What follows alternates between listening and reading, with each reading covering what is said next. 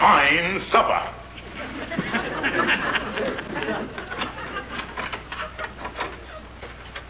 Well, so the society butterfly done come back to her cocoon.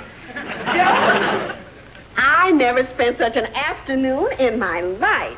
We had the regular monthly meeting of the Women's Auxiliary. Oh, Blabbermouth Incorporated. I've never been to a home like Mrs. Van Pelt's. She's real society. Oh, so you're mixing up with the hoy polluted, huh? I got quite friendly with Mrs. Van Pelt. I invited her and her husband over here next Thursday night. Oh, so you met him, too? Mm-hmm. He's a very distinguished man, George. He was busy all day doing research at the library. Well, now about Thursday night, honey, I don't like... Now, look, George, I don't want any argument. It's about time you met some decent people instead of that horrible, uncouth group you associate with. It would do you good to meet a man with accomplishments like Mr. Van Pelt. Well, I done met all the accomplished people I want to know. Like Andrew Brown, for instance. Yeah, like Andrew Brown. Well, what, may I ask, has he ever accomplished? Well, just yesterday, he had a run of 13 balls in the side pocket without once leaning on the pool table. Exactly what I'm talking about. And they're hanging over pool tables. You'd never find him in a public library. No, they ain't got no pool tables in there. George, it's all settled. They're coming over next Thursday night. All right, all right. Oh, and George, I'll need a dress for the occasion. Why, certainly. I wouldn't expect you to meet him in your camisole. I'm talking about a new dress, and not one of those cheap ones either. I want to make an impression on the Van Pelts. And unless you do something about getting me a new dress, there's going to be plenty of trouble around here. George Stephen, if you don't do something about getting me a new dress, there's going to be trouble. And I mean that, you big lummox. There's going to be trouble. And that's what she said to me, Calhoun. Sound to me like she's hinting for a new dress. Oh, I'll bet you got a dress, Kingfish, right there in that box there. No, Calhoun, this is what I'm going to use to get the dress with. I don't get it. Well, this is the only thing of value that I could think of. This is Sapphire's fur coat that she had in cold storage, and I just took it out this morning. Oh. Yeah, figuring on selling the thing and using the money to buy her a dress with. Yeah. What kind of fur is it anyway? Oh, it's a very unusual fur. That's muscat-dyed squirrel. Who you figuring on selling it to? Never mind. Don't answer that. I know. Andy. Well, you see Andy going around with a new girl. Yeah. And he ain't making such good time with her. And he kind of looking for a wedge. Yeah, I see. And then you gonna give the money to Sapphire, huh? No, I ain't, Calhoun. I gonna buy the dress myself. You? Yeah, 'cause every time she buys a dress, it's always out of style in about 5 years. Yeah. I gonna buy her a lifetime thing. Yeah. I don't see no reason why a man can't buy a dress as good as a woman know-how. Yeah, and I tell you, Calhoun. Hey, Calhoun. Huh? When I get some money, why can't you go up to the department store with me? You know, they say 2 heads is better than 1. Yeah. Well, I'll be glad to, Kingfish. Well, see you later.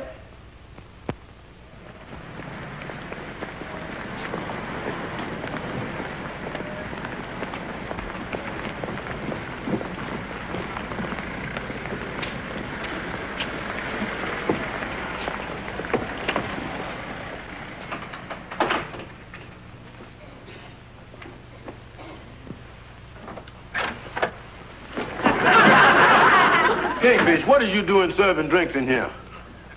Drinks? Yeah, you got a sign out there that says salute.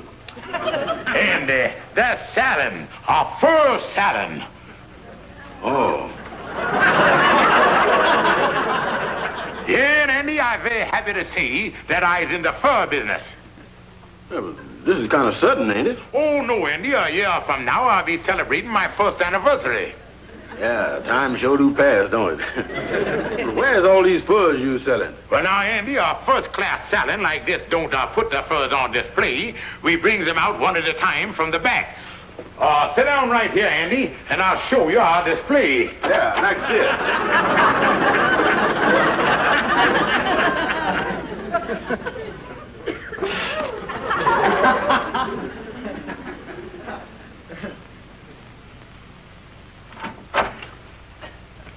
There you is, son. Take a gander at that. Yeah.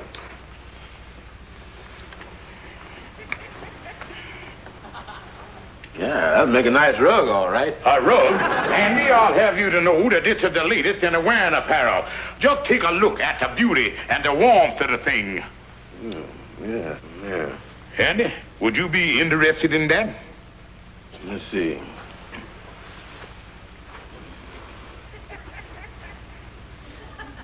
No, Kingfish, I just think I'll stick to my old topcoat. Oh, no, Andy, not for you, but I mean something for you to give to your gal. Oh, my gal, huh? Well, just what kind of fur is this anyway, Kingfish? Andy, that's the rarest of all wildlife. The rare and beautiful and elusive mink. Mink? Yeah, Andy, just like this animal here. That looks more like a fox. Oh, Andy, that's a long-legged mink. I seen a mink in the window once, but it didn't look nothing like this. Well, Andy, this is a brand new breed. Oh, it is, huh? Yeah, I know you heard of the other shades, the golden honey, the silver blue, but Andy, this is the very latest thing, sunset orange. And any man who would give his gal friend a garment like this, he would be in solid for the rest of his life. This is beginning to make sense, Kingfish. With this jacket, I could really get in good with my new gal. How much you want for it? Well, Andy, I'll tell you what. I guess you know you done picked one of the most expensive furs there is. And as close as I is to you, I couldn't let it go for less than $50. That's a lot of money, all right. For mink. But being as this is sunset orange, I guess the sky's the limit, huh? Okay, Kingfish, you got a deal. All right. There you is, $50. Thank you. Can you wrap it up for me? Oh, sure, Andy. I'd be glad to. There you is, son. Sorry I ain't got no ribbon. Yeah, well, I'll get on up and give it to my gal. Thanks a lot, Kingfish. Oh, don't mention it, Andy. Don't mention it.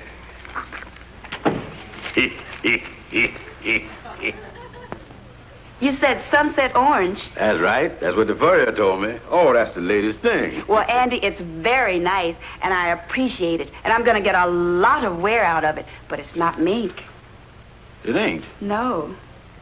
Well, that's too bad, honey, because I done paid for mink. Well, don't worry about it, Andy, because I think it's just lovely, and I like it very much. And I'll have it for many, many years. Yeah.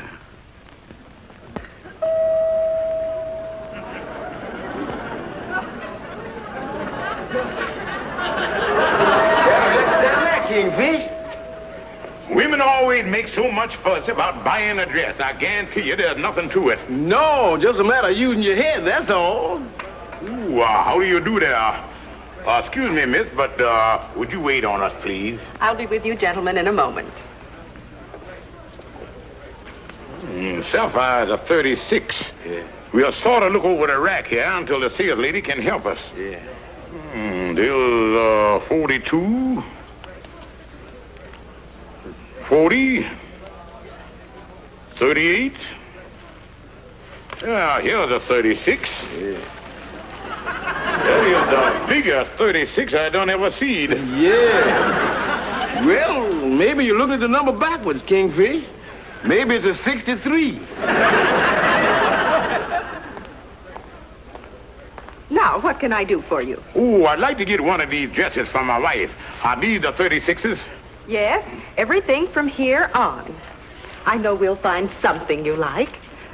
When is the big event?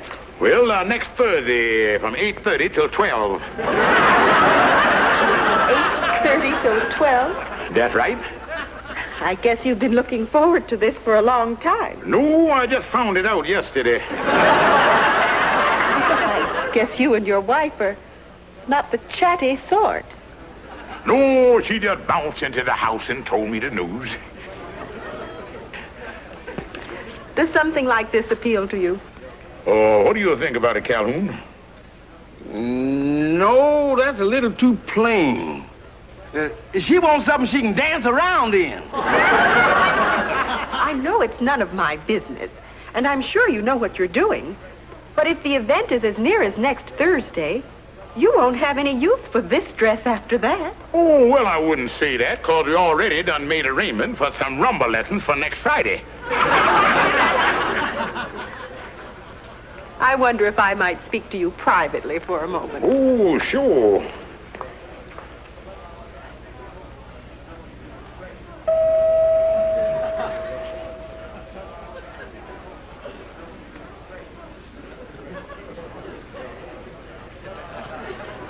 Calhoun, we got to go up to the 6th floor. What do we got to go up to the 6th floor for? These dresses is all right. I don't see no sense in tramping all over the place. Come here, Calhoun.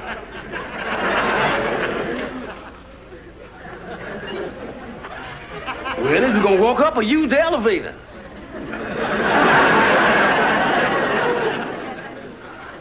Oh, George, it's beautiful. Well, I'm glad you like it, honey. Just absolutely beautiful. And it's the right size, too.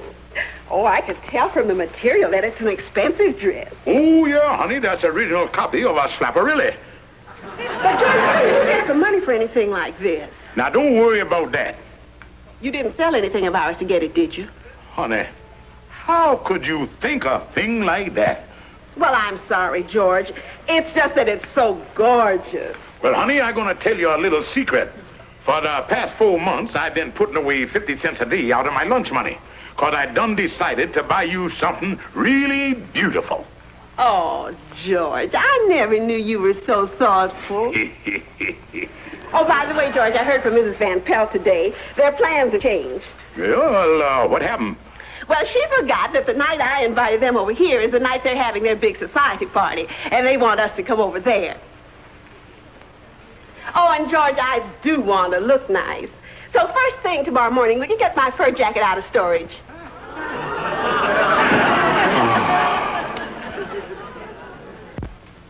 I don't know what to do. Well, it serves you right, Kingfish. First lying to me that you was in the fur business when it was Sapphire's coat, then selling it to me for mink. Oh, what is I gonna do? If Sapphire knew what happened to her coat, she never would forgive me. I tell you, boys, I'm ready to kill myself. Well, after hearing all the facts, that sounds like the best idea to me. Andy, for the last time, I tell you got to get that coat back to me from that gal of yours. Nothing doing, Kingfish. Ever since I done give her that coat, she's been sweeter to me, and I've been getting more and more affection every day. You is? And this ain't no time for me to reverse the wheels of progress. Look, Andy. My marriage is at stake. Kingfish, she wouldn't give it back to me anyway. And I ain't gonna ask her. Then you are nothing but a low-down coward. Coward? Ain't no man living ever called me that. Put up your dukes, Kingfish. That's okay by me. I'm gonna tear you apart. Oh, now, take it easy, fellas. Ain't no sense in getting all excited about this thing. I'll show you who's a coward. Get ready to bleed, boy. Get out of the road, Amos. Yeah, look out, Amos, before you get hurt. And if I does, I'll be the only one.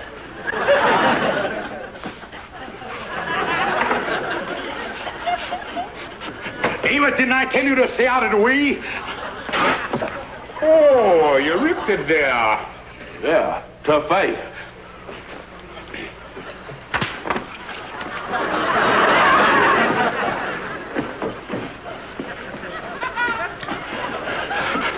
End around one. All right. Well, I ain't gonna sit here and watch you two fellas waltz around. If I can help you, any, let me know. Oh, brother. Look, Andy, I'm sorry I called you a coward. Because after all, we are brothers in that great fraternity, the Mystic Knights of the Sea. But look, Andy, do you think by any chance that she would give you that coat back if you ask her for it? Not a chance, Kingfish. Then, Andy, there's only one alternative. We got to steal the coat back from her. What? Now, she don't know Calhoun, and I'm going to get Calhoun to do the job. Oh, wait a minute, Kingfish. Look, Andy, you take Rosemary for a walk through the park tonight about 9 o'clock. Calhoun will be waiting there. And the whole thing ain't going to take more than a few minutes.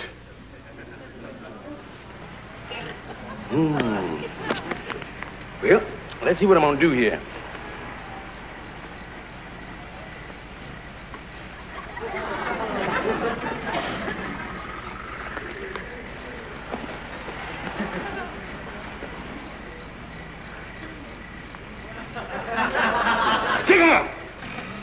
You heard me. Your fur coat of your life.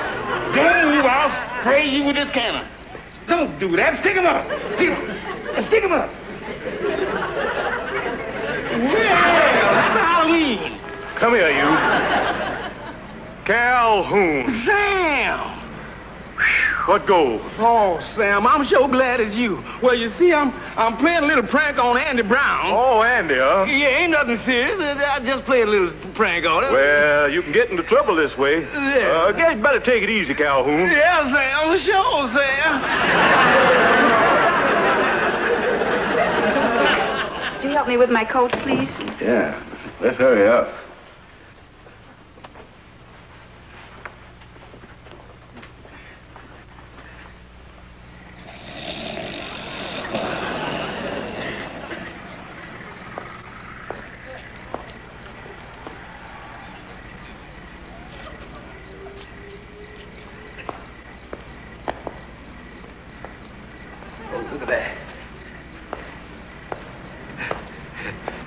Look at that, look at that. Hey, look.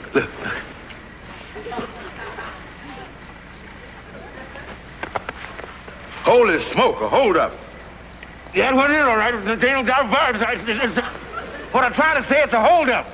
Well, Rosemary, give him the fur coat like he said. But he didn't ask for my fur coat, Andy. Oh, sorry. Yeah, but that's what I want, all right, is your fur coat. He said it that time. I'm not going to give it to him. Oh, you ain't, huh? You see what my trigger finger look like. Listen, I'm not going to give you my fur coat. Now, look, Rosemary, you got to give it to him. After all, he's the hold-up man and we're the victims. You don't want to violate the criminal code. If he wants something, I'll give it to him. Wait a minute.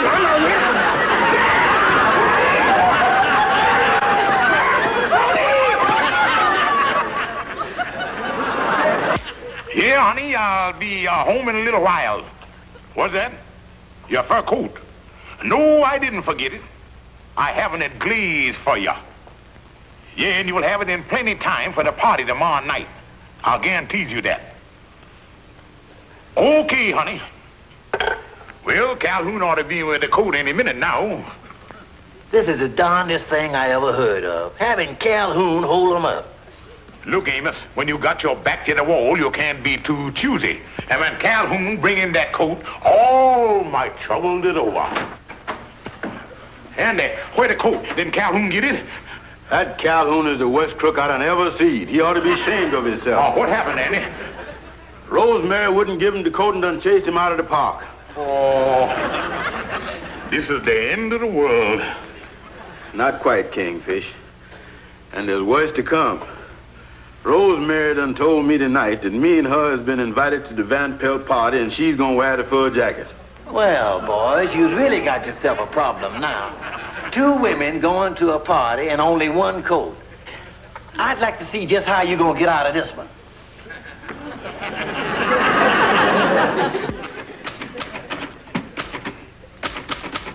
Well, that's all, Andy. I got it.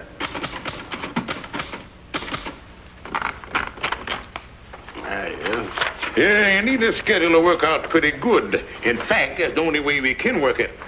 With 2 gals and 1 coat all going to the same party. Well, give me the schedule again, Kingfish.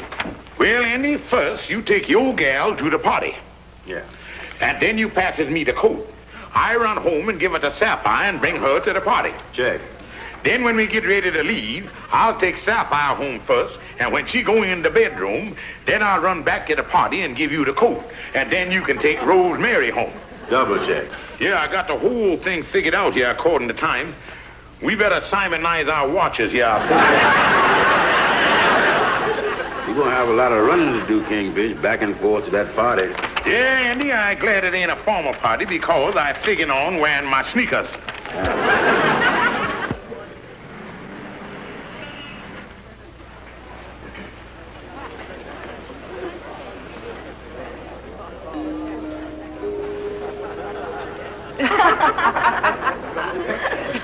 Oh, excuse me. Oh, hello, Rosemary. How are you, Mrs. Van Pelt? I'd like to introduce my escort, Mr. Brown. How do you do? How do you do, Mr. Brown? Won't you both come in? Thanks. Mr. Brown, you may take Rosemary's coat and put it into the bedroom there, and I'll introduce her to the guests. Oh, you look so lovely. Do come and join us, Mr. Brown. Yeah.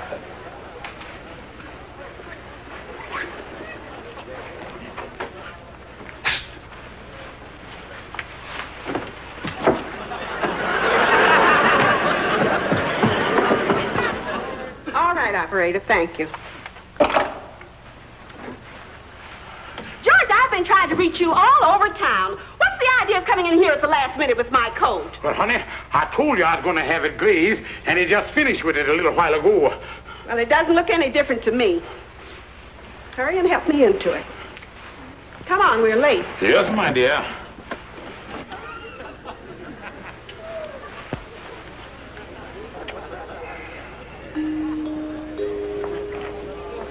Oh, Sapphire. And this must be your husband. Do come in. Thank you. Everybody's here, Sapphire. Oh? Mr. Stevens, will you please take your wife's coat and put it into the bedroom there? And I'll start introducing her. Yeah, good idea. So glad you came. So glad you came.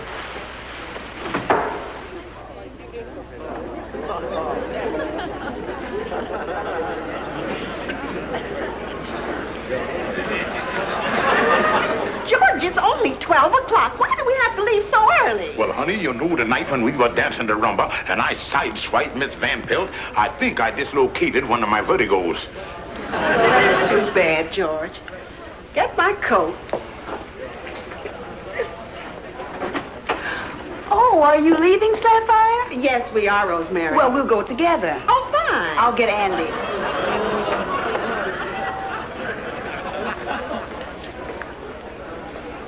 Wait a minute, George. Rosemary and Andy are leaving with us now, too. Who's going where? With who? When? Andy and Rosemary are leaving with us. Oh, George, I forgot to say goodnight to Mr. Van Pelt. Oh, how nice of you to get my jacket, Mr. Stevens. I'll just put it over my shoulders. Let's go someplace where it's real exciting. I don't think you're going to find any place to top this. You're going to tell Mr. Van Pelt goodbye. Oh, I'd better go say goodbye to him also. I wish I would put him in bed with pneumonia. Well, I'm all ready. Just put it over my shoulders, Andy. Has it been a delightful evening? Oh, yeah. Oh, you're trying on my coat, Sapphire, and it looks well on you. Your jacket, Rosemary? Oh, no, this is mine. Sapphire, you're mistaken. I can tell by the sleeve that this is my jacket. Why, Rosemary, don't be difficult. I should know my own jacket after all these years. You better stand back here where the shrapnel ain't going to be so big. Yeah, I don't guess there's no point in us running away, is there? No, Andy, on this deal, they'll track us down to the end of the earth. The thing to do is wait right here and take our medicine. Well, Rosemary, I know just what happened. George sold Andy my jacket in order to get me this dress. Well, there ought to be something done about it to teach them a lesson for pulling this stunt on us tonight. Well, you know, Sapphire, just as I told you before, I bought a jacket like this several years ago, and I bought it at Harrison Summers, too. I think I still have it. Really?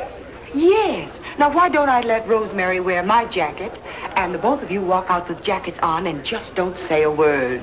Well, it would certainly keep them guessing. They wouldn't know what to make of it. You know, that's a great idea.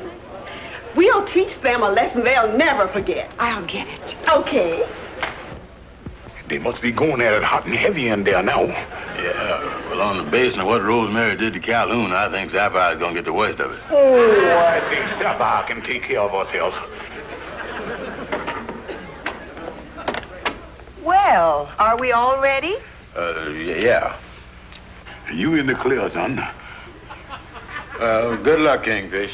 George, help me with my coat. I want to put it on. Me too.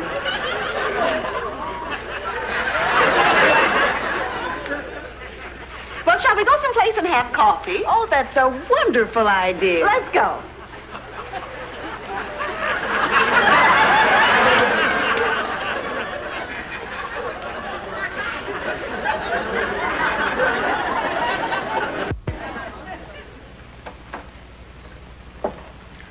All right, gentlemen, continue.